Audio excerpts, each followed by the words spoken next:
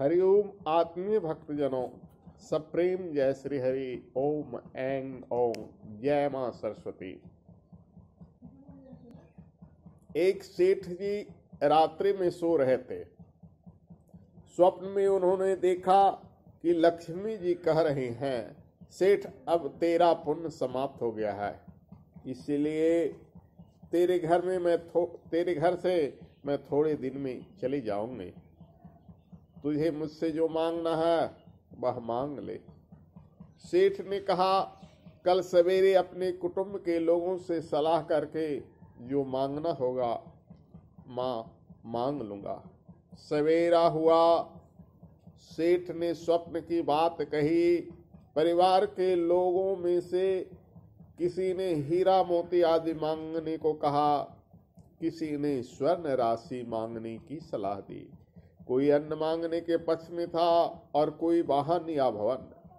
सबसे अंत में सेठ जी की छोटी बहू बोली, पिताजी, जब लक्ष्मी को जाना ही है तो ये वस्तुएं मिलने पर भी टिकेगी कैसे? आप इन्हें मांगेंगे तो भी ये मिलेंगे नहीं। आप तो मांगिए कि कुटुंब में प्रेम बना रहे, कुटुंबों में सब लोगों में परस्पर प्रीति रहेगी, तो विपत्ति के दिन भी सरलता से कट जाएगी। सेठ को छोटी बहू की बात पसंद आ गई। दूसरी रात्रि में स्वप्न में उन्होंने फिर लक्ष्मी जी के दर्शन प्राप्त किए।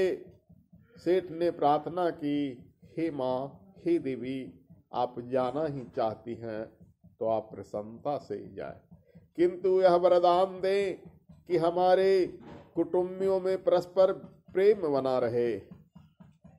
लक्ष्मी जी बोली, सेठ, ऐसा वरदान तुमने मांगा कि मुझे बांध लिया। जिस परिवार के सदस्यों में परस्पर प्रीति रहती है, वहां से मैं कैसे जा सकती हूँ?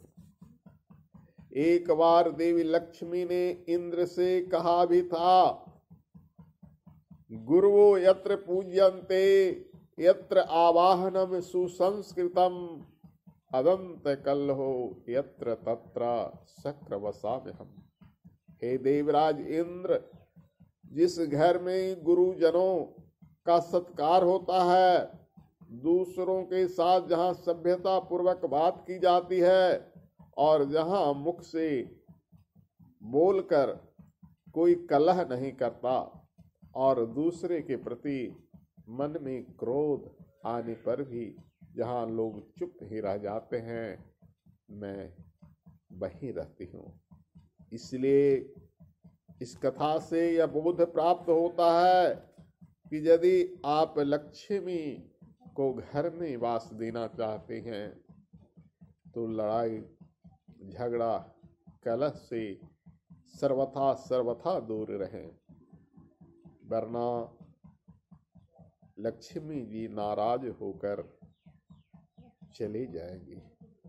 आज आप देखते हैं कि फूट इतनी विषमता से हर जगह फैल रही है कि उतनी ही विषमता से दरिद्रता भी, जिसका कोई भान नहीं, किसी को एहसास नहीं होता।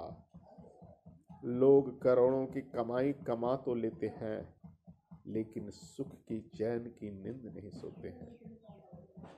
बड़े बड़े कंपनी फार्म में नौकरी करने वाले या उसके मालिक जितनी राशि कमाते हैं, वे दवाओं में झोंक देते हैं, रोग उतना ही पैदा होती है। क्यों?